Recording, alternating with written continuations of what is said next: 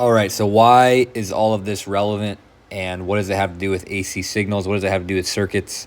Now I'm going to show you. Okay, so let's take a look at our original vector that we were looking at much earlier when we first started looking at polar coordinates. We have a magnitude of 7.2. We're starting at an angle of 33.7 degrees, but we don't need to. But let me go ahead and draw a couple other angle values here. So let's just draw, let me go to a bolder black here. So I'll draw 0 degrees. Then let's go with like a 15 degrees or something, like halfway. So that'll be 15 degrees. And then we'll go to, so we're at 33 there. Then let's move to like a 45, which is like here. And then we'll do one in between, maybe like a 70. And then we'll do 90. Okay, so those are the points that we're gonna plot. And let me even go this way a little bit to where I'm 20 degrees past, so I'm at 110. And then let's get all the way down to 135, and then as far down as basically 180 degrees here. So we're going to draw, how many points is that? 1, 2, 3, 4, 5, 6, 7, 8, 9 points. And I want to go ahead and sketch these points. Let me put these tabs down. So I'm basically going to go, I'm going to go to 90. I'm going to go to 180. I'm going to go to 135, which is right here. I'm also going to go to, what other points do I have on here? I have 110, which is right here. And then I've got 70, which is maybe like here. I've got 45, which is here. And then I've got, 3 more smaller points down here.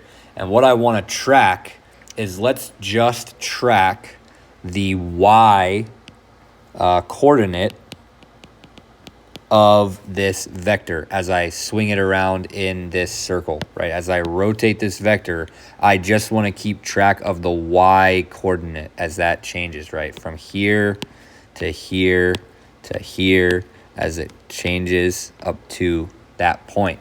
Let's keep track of that roughly. It doesn't need to be perfect. We have a couple of points already. We know that the max value, right? If I take the max value at 90 degrees, that's going to be 7.2, because we already know how long this vector is. So at that point, the y coordinate, right, is going to be 7.2. Okay, so we can at the very least pencil that in at 7.2 right here. Let me go ahead and write that a little bit neater, 7.2. And let's just pencil that in at 90 degrees. We also know that the y coordinate at 180 degrees is going to be 0, right? We're right here flat on the ground, so our y coordinate is 0. So we can draw a little dot at 0 for 180 degrees. And we also know that the y coordinate at 0 degrees is also 0. So let's just put those 3 points down. And let's try and kind of approximate the rest of them. We have one more point that we can use here. We know that the value at 33.7 degrees is a y value of 4, right? So let's throw that one in there too. That one's probably right about here somewhere. So that was at 33.7, which is this point right here, okay? So if we go down a little bit to 15 degrees, right? Or sorry, I guess this one's here. If we go down a little bit to 15 degrees, the y coordinate's gone down even further, so maybe it's at a value of about 2. So let's go with 2 here, and we'll draw that one right there. And then at about 70 degrees, it's almost there. It's almost to 7.2, but not quite. So maybe let's just approximate it to be like 6.5. Put that right there. And then on the other side, at 110 degrees, we're at the exact same y height. So we could approximate that one to also be about 6.5. And then at 135, I'm also at the same height I was at 45. So whatever that is, that I actually haven't penciled that one in yet. I guess I needed to move this value over here a little bit.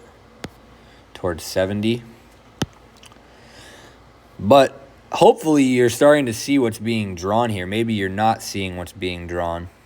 Let me also draw one final coordinate here, which is going to be, 270 degrees. That one would be right about here somewhere.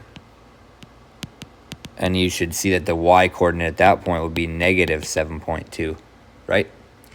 We're completely down in the negative y direction, and so I would be right here at about negative 7.2. And so if you haven't already seen or noticed what's kind of taking shape here, if I trace these lines, these dots, I'm starting to draw a curve here that at 360 degrees would be complete. And what is this curve? This is a sine curve. This is exactly what a sine curve is, okay? So let me sketch it. If I were to kind of draw this out just like this and keep on going, when I get to 360 degrees, I'd be right back at 0. And that is what a sine wave is. That is what the sine curve describes. It actually describes the moving of the y position as I go around in a circle with this vector, okay? As the y, as the vector sweeps, the y value increases up to 90 degrees. That's exactly what I see. Reaches its peak at 90 degrees. As it starts coming back down, the y value starts falling back down to 0, which is exactly what I see here. And then if I keep on going down this way, my y value goes into the negative regions. It starts to go down until it hits a negative maximum, which is what it hits right here at negative 7.2. And then it keeps swinging back around, and the y value climbs back up to 0, and then I have completed one full sine wave, okay? That is a sine wave. What is a cosine wave? Then a cosine wave is if I were to do the exact same thing, but I were to keep track of the x coordinate instead, right? So it'd be at a maximum right here. And then it would be, coming down to 0 at 90 degrees, which, would start at the maximum, come down to 0. And then it would do the exact same thing. At 180, it'd be at its minimum. And that right there is a cosine wave, which is the sine wave, but just shifted. Okay, so hopefully this is kind of eye-opening for some people. This was eye-opening for me. This is very relevant to what we're going to be doing in this class. And on the next page, I actually have the sine wave and the cosine wave kind of drawn out. But just to show you and explain what they are, this is exactly what a sine wave is. It is if I track the y coordinate of a vector swinging around in a circle. And a cosine wave is if I track the x coordinate of a vector swinging around in a circle. Okay, so I'm going to go ahead and end this video here. And, just after this, I'm going to start talking strictly about sinusoids, which are very, very relevant for AC circuits because most of the signals that we're going to look at moving forward are going to be sinusoids or sine waves.